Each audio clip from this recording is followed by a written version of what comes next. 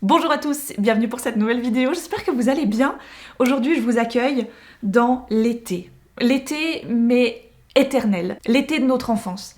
Ces journées où vous vous réveillez, vous commencez à faire des trucs et vous avez l'impression que ça dure une éternité. Que l'école, elle va pas reprendre avant des mois, voire des années. Vous êtes là, c'est dans l'insouciance totale de l'été. Vous partez avec vos parents ou alors vous partez avec des amis. On prend vaguement vite un maillot, un truc, une bouteille d'eau, 3 pommes et on se retrouve à passer la journée au lac. C'est aussi ces étés avec des soirées infinies où on a l'impression que le soleil est tout le temps en train de se coucher, mais ça fait des heures qu'il est en train de se coucher. Et on est là, tous ensemble, il y a le petit bruit de l'été, ça sent l'herbe coupée, et ça paraît éternel. Mais dans le sens éternel positif, on a envie que ça dure toute la vie. On est presque déjà nostalgique de ce moment alors qu'il n'a peut-être même pas encore commencé ou qu'il n'est pas encore terminé. Et aujourd'hui dans la sélection de livres que je vous ai préparée, j'avais envie de trouver et de vous parler de livres qui pour moi représentent un petit peu ces étés. Ces moments d'oisivité, de journées où tout peut se passer comme rien, mais où on a l'impression que le temps s'est étiré à son maximum et que notre enfance, elle est là, à ce moment-là. Et de se dire qu'aujourd'hui, il n'y a pas d'horaire, il n'y a pas de plan, il n'y a que des opportunités et des moments suspendus. Vous êtes prêts? On part ensemble dans cette sélection de livres à instants suspendus? C'est parti.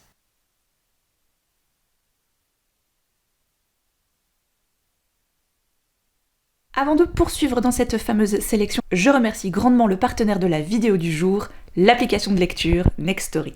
Oui, Nextory, vous les connaissez maintenant un petit peu, j'espère. Si c'est pas le cas, je pense que ça pourrait vous intéresser. Car oui, quelques livres que je vais présenter dans cette sélection sont disponibles sur Nextory. Avec le code que je vais te laisser juste là, je crois que je vais le mettre ici, je sais pas encore. Ou alors le plus simple, c'est que tu cliques directement dessus dans la barre d'infos. Tu vas pouvoir découvrir un catalogue de bouquins gigantesque. Il y a autant du livre numérique que du livre audio, que de la BD, que de la presse. Nextory, c'est le meilleur moyen pour toi d'avoir ton livre tout le temps avec toi, parce que des fois ils sont trop grands, des fois ça passe pas toujours dans le sac qu'on veut, on n'a pas envie de prendre 2 sacs. Par contre, je sais qu'il y a un truc que tu prends constamment avec toi, j'en suis sûre, c'est ton téléphone. Et si tu as l'appli Nextory, t'as des livres avec toi tout le temps. Alors perso, ce que j'utilise le plus, maintenant vous le savez je pense, c'est le livre audio, je m'en passe pas, j'ai tout le temps un livre audio en cours. Donc si l'envie vous prend d'essayer, eh bien vous avez 60 jours offerts avec le code que je vous laisse juste ici. Dans la barre d'infos se trouvera aussi la liste des livres que je vais mentionner bien évidemment, et à chaque fois je vous mettrai entre parenthèses s'ils sont disponibles sur Nextory sous un quelconque format bien évidemment. On va retourner en arrière le plus loin possible et évidemment on va commencer avec les livres plutôt qui rappellent l'enfance. Celui qui représente le plus cet instant-là de l'été infini, c'est Souvenirs de Marnie de Joanne J. Robinson. Il semblait y avoir tant d'eau et de ciel et si peu d'elle-même. Anna est une jeune fille qui va passer ses vacances à la campagne, loin de sa famille, et franchement, ça la réjouit pas tant que ça. Sauf que très rapidement, elle va se trouver une amie, Marnie, et elle va comprendre que Marnie habite une maison gigantesque, mais qui est un petit peu perdue, par lequel on a un petit peu de la peine à accéder. Souvent, elle peut y aller en barque, elle s'échappe souvent la nuit pour aller retrouver justement cette amie. Et pour moi, on ressent vraiment ces journées d'été. Il y a vraiment cette sensation que tout est possible, parce que le soir, on peut se coucher tard, demain, il n'y a pas besoin de se lever, on part le matin, on ne sait pas du tout quand est-ce qu'on reviendra. Pour moi, ce livre, c'est les étés d'enfance par excellence. Elle savait parfaitement, même si elle n'aurait jamais pu l'expliquer à Madame Preston, que les goûters, les fêtes et les amis, c'était bon pour les autres, parce que les autres étaient dedans, à l'intérieur d'un genre de cercle, invisible et magique. Anna, quant à elle, restait dehors, si bien qu'elle n'avait rien à voir avec ces choses. C'était aussi simple que ça. Évidemment, impossible de parler d'enfance et d'été, mais tout simplement de vie d'enfance sans parler de Anne et la maison au pignon vert de Lucy Maud Montgomery. Pour moi, le premier tome est vraiment celui qui représente le plus cet aspect de l'enfance éternelle, de ces journées infinies, de ces moments complètement suspendus. Je pense qu'il n'est pas forcément nécessaire que je vous représente Anne. Vous êtes beaucoup à la connaître, que ce soit par ses livres ou par la série télé qui en a été faite à plusieurs reprises, de plusieurs générations différentes. Pour moi, Anne, c'est la vivacité, c'est l'envie que chaque instant devienne précieux, que chaque instant qui puisse paraître aussi insignifiant que possible soit en réalité magique. Anne pour moi représente tout ça et je trouve que le premier volume restera à jamais le meilleur de toute la série, restera le plus authentique et le plus marquant pour moi.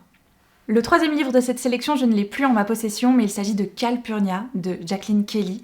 Ça, c'est un livre qui pour moi représente réellement l'été d'une enfant très curieuse, qui se pose plein de questions, car Calpurnia va passer l'été avec son grand-père, qui est passionné de nature, et Calpurnia, elle se pose énormément de questions, parfois un petit peu bizarres. Donc son été va se passer beaucoup dehors, et pour moi ça représente énormément les étés d'enfance où on se trouve dehors. Il fait beau, il fait chaud, longtemps, on peut partir très tôt le matin, rentrer très tard le soir, sans avoir rien pris avec soi. Tout ira bien, on met juste un chapeau, une casquette, quelque chose, et c'est l'aventure. Le livre a quelques longueurs, je vous le cache pas. Je me souviens que je m'étais un petit peu ennuyée à certains moments, mais pour moi c'est un livre qui est à la fois marquant par son rythme, son histoire, l'héroïne qui s'y trouve aussi, et en même temps on apprend plein de choses. C'est un bouquin qui est très scientifique, mais de façon très vulgarisée, vu que le grand-père va expliquer comme il le peut à sa petite fille ce qui se passe dans le monde, dans la nature, dans la forêt, dans les étangs, et c'est toute l'inventivité des enfants pour s'occuper avec pas grand-chose en une seule journée. Le dernier de cette sélection enfance, j'ai quand même décidé de le mettre alors que franchement c'est peut-être celui qui s'éloigne le plus de la thématique, mais pour moi Betty de Tiffany McDaniel, c'est un tout, parce que Betty ne se passe pas uniquement en été, mais c'est vrai qu'elle habite dans un endroit où il fait quand même raisonnablement bon, chaud, plus ou moins une bonne partie de l'année, mais je voulais vraiment revenir sur cette vision de l'enfance. Cette façon qu'on a de voir certains événements avec nos yeux d'enfant qui ne sont pas les mêmes que ceux que les adultes. Et Betty, pour moi, représente exactement ça, représente à la fois cette innocence pendant certaines choses, sur certaines choses, et à la fois cette dureté qui tout à coup brise un peu ce carcan de l'enfance dans lequel des fois on essaye un petit peu de se protéger et de se dire « j'ai pas l'âge, c'est pas pour moi ». Betty n'a pas toujours cette chance, et peut-être que c'est en effet le livre qui va le moins dans cette thématique, mais j'avais envie de le mettre justement pour ce regard de l'enfance que Tiffany McDaniel arrive à insuffler à son personnage de Betty, et tout ce qu'elle voit, tout ce qu'elle entend, tout ce qu'elle suppose, et encore une fois, oui, ces événements, ces journées, ces instants qui paraissent infinis, et qui, quand on y repense, nous, en tant qu'adultes aujourd'hui, en réalité, ont duré un claquement de doigts. Pour les étés plutôt adolescents, impossible évidemment de ne pas vous citer L'été où je suis devenue jolie. La trilogie, mais pour moi le premier volume, ressemble vraiment à cette espèce d'été infini. Que ce soit en livre, que ce soit la série, je trouve qu'il représente exactement ça. Ce côté où tout est possible. On part, on rentre tard, on rentre tôt, on part à la plage, mais le soir on va encore à la fête foraine. Et toutes ces choses qui se passent quasiment en même temps. Alors, dans l'histoire de Belly, Conrad et Jérémia, c'est évidemment une histoire d'amour, mais si on enlève ce côté histoire d'amour, je trouve qu'il y a vraiment ce ressenti de l'été, ce côté oisivité, première découverte des amours, où les gens ont changé, où tout est possible finalement, et je trouve que le premier volume, en tout cas pour moi, il est encore très innocent, parce qu'il ne s'est pas encore passé les événements qui se passent par la suite, et on est vraiment avec eux sur juste cet été-là. Qu'est-ce qui se passe? Qu'est-ce qu'on fait? Belly est plus grande, les garçons doivent un petit peu l'accepter dans le cercle d'amis qu'ils se sont faits là où ils vont en vacances. C'est toute une redécouverte. Il y a une différence entre les étés de notre enfance et les étés de notre adolescence. Il y a un peu des fois cette même innocence, mais il y a un côté un peu plus... Voilà, on a grandi, on veut plus de choses, on ose plus de choses. Et pour moi, le premier volume de L'été où je suis devenue jolie représente un petit peu ça. À cheval entre les deux, c'est-à-dire ado ou adulte, j'ai bien sûr voulu vous mettre Every Summer After de Carly Fortune, que vous pouvez retrouver en français sous le titre Tous nos étés. Entre ados et adultes, car on va retrouver nos personnages à la fois durant les étés de leur adolescence, là où ils se sont rencontrés, là où il se passe tous ces événements justement de ces étés infinis, de ces moments suspendus. C'est des termes que je vais beaucoup utiliser dans cette vidéo, mais vous voyez un peu ce que je veux dire quand je parle d'été de nos enfances, cette sensation de longueur absolue. Puis dans l'autre partie du bouquin, on se retrouve avec les personnages mais adultes pendant une seule et même semaine, je crois, ou quelques jours, et où justement on va comprendre ce qui s'est passé, pourquoi ils ne se sont pas revus depuis tout ce temps. C'est peut-être la partie adulte, et déjà justement un peu plus grave, un peu plus consciencieuse, qui m'a peut-être le moins plu dans cette histoire. J'ai adoré les quelques étés où on les suit, où ils passent de leurs 13 ans à leurs 18-19 ans, et où chaque été on les retrouve, ils ont changé, ils ont grandi, les centres d'intérêt aussi ont changé, les moments de passer le temps ont changé. Carl Fortune a réussi pour moi dans les étés de ces personnages à vraiment insuffler ce côté longueur, oisivité, lenteur. Le bateau, on part, on se laisse porter, on va nager, après on ressort, on va vite se sécher, on n'est pas totalement sec mais on remet nos habits, on s'en fout. Il y a vraiment ce côté de on profite et c'est tout. Je pense qu'il y a un petit peu cette même ambiance dans Aristote et Dante découvrent les secrets de l'univers. Si mes souvenirs sont bons, dans cette histoire, les deux personnages se rencontrent justement pendant les vacances scolaires parce qu'ils ne partent pas. Et il y a toute une histoire avec une piscine, je crois, à un moment donné. Je l'ai lu il y a quand même quelques années, donc mon souvenir est assez flou. Mais je sais que c'est une découverte de ces deux garçons qui se rencontrent, qui se découvrent et qui vont se laisser le temps de s'apprécier et de se découvrir pendant justement tout un été. Il y a en tout cas cette ambiance très lente de l'été, que représente l'été, avec justement ces journées où il n'y a pas de programme, où il n'y a pas d'horaire à tenir, où il n'y a pas de choses absolues à faire, et où les deux garçons vont apprendre à se connaître, à se découvrir, un peu sans pression, un peu comme si on pouvait avoir le temps et l'occasion de se découvrir avec le monde extérieur qui s'est mis sur pause pendant quelques semaines, quelques mois. Dans Gloria de Martine Pouchin, c'est un livre que j'ai lu il y a très longtemps. Je vous avoue que le résumé n'est plus du tout à jour dans mon esprit, mais pour moi on retrouve cette sensation par contre là, un peu plus de road trip. J'ai un ou deux bouquins qui, vous le verrez, sont un petit peu dans ce goût-là, où on décide de partir et advienne que pourra. Là, Gloria, elle veut devenir actrice, elle va faire des rencontres. Et franchement, je pourrais presque prendre, je pense, énormément de plaisir à le relire. Parce que ça pourrait totalement entrer dans une ambiance justement un petit peu désinvolte, un petit peu osée, de se dire pas de programme, pas d'horaire, pas d'impératif, je pars et j'essaye de réaliser mes rêves. Celui-ci, j'ai hésité à vous le mettre, mais en même temps, je ne pouvais pas ne pas le citer parce que ça fait très longtemps que j'en ai pas reparlé. Il s'agit du Cœur des Louves de Stéphane Servan. Celui-ci, par contre, on est à la fin de l'été, donc bientôt la rentrée scolaire. Et Célia est arrivée seule dans le village natal de sa mère. Elle va aller vivre chez sa grand-mère un certain temps en attendant que sa mère arrive. Ça aussi, c'est un livre qui... j'aimerais pouvoir le relire, mais j'ai eu un tel coup de foudre pour ce bouquin. Je l'ai trouvé tellement à couper le souffle. On est peut-être moins sur ce côté lenteur, où les choses prennent leur temps, où on n'a pas de programme, parce que Célia n'est pas un personnage comme ça. Célia ressemble plus à une Betty dans Tiffany McDaniel qu'à une Anne. Revenir dans un village comme celui-ci, ou qui est presque encore dans son jus, ça va peut-être lui permettre d'appuyer sur pause un certain temps. Ça, c'est un livre, honnêtement, que je ne donnerai jamais, parce qu'il est trop beau.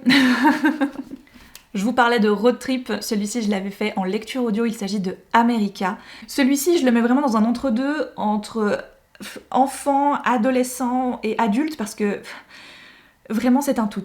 America, c'est exactement, quand je vous parlais de road trip infini, de moments de... on part d'un point A pour aller à un point B, mais le reste c'est un flou total. Amy est sans nouvelles de sa grande sœur depuis un certain temps maintenant, donc un jour elle décide de prendre ses petites affaires, ses quelques économies, et de partir en stop pour la retrouver. Elle doit traverser le pays parce que sa sœur est certainement en Californie, mais elle n'a pas de preuves. Pourquoi ? Parce qu'on est dans les années 70 et que à ce moment-là, communiquer, avoir des infos les uns des autres, c'était quand même beaucoup moins évident. Ce road trip, pour moi, il représente exactement ce qu'on est capable de faire en un été. C'est long, on a le temps. Amy, elle ne se doute pas que son voyage va peut-être déborder sur la rentrée scolaire. On s'en fout, parce que c'est l'été.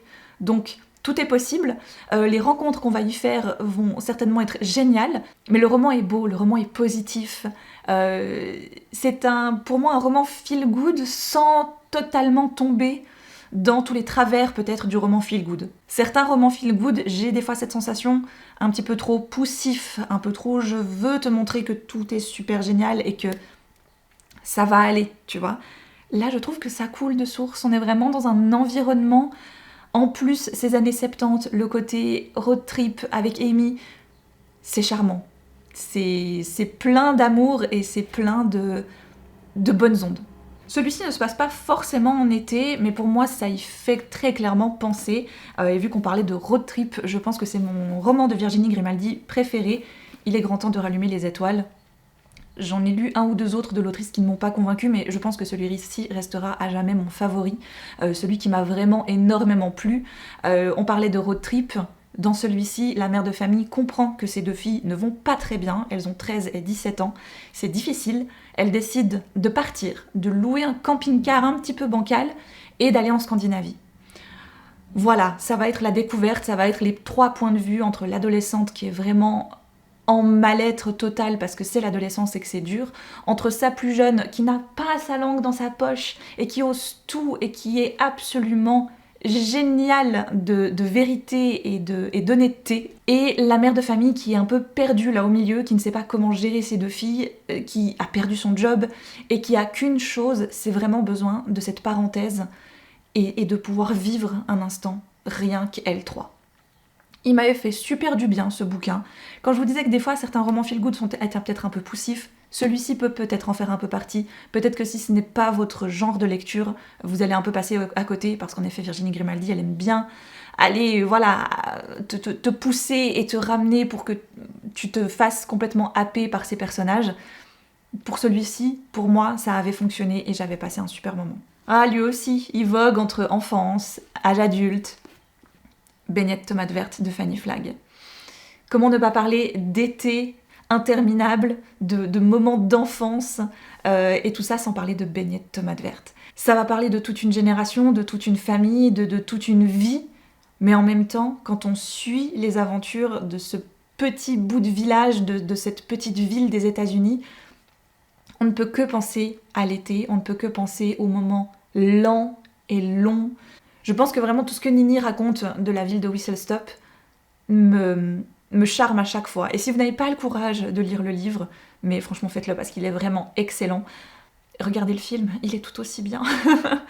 Typiquement si vous avez besoin d'un chouette film, mais qui à la fois va un petit peu vous malmener, c'est aussi le but, c'est pas forcément que des choses jolies, gentilles et des moments beaux et pleins d'amour, il y a aussi des drames, il y a aussi des choses pas faciles qui vont se passer pour tous les personnages.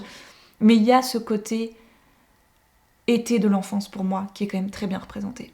Je termine avec 3 livres qui clairement pour moi ne sont plus vraiment... On sort un petit peu du thème, mais c'est pas grave. 2 livres que je vais mettre un peu au même rang et qui parlent justement, je trouve aussi, encore une fois, de ces étés interminables où même les adultes, tu as l'impression qu'ils ont posé 3 mois de vacances dans ce genre de bouquin. Ces gens ne travaillent pas en fait, ça donne cette impression-là.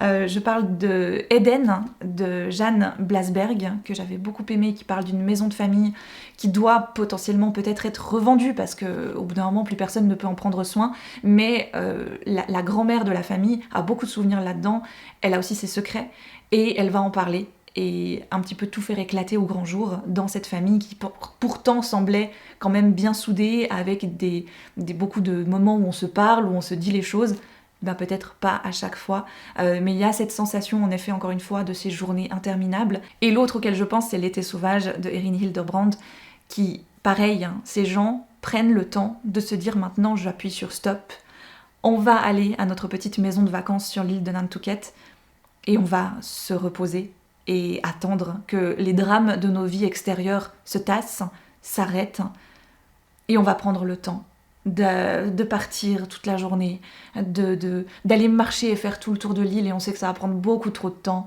Et j'avais bien aimé ce bouquin aussi pour ça, parce qu'il n'y a pas beaucoup de secrets, il n'y a pas de choses à révéler vraiment d'incroyables, mais il y a ce côté, même pour les adultes, de stand-by, de moment de pause.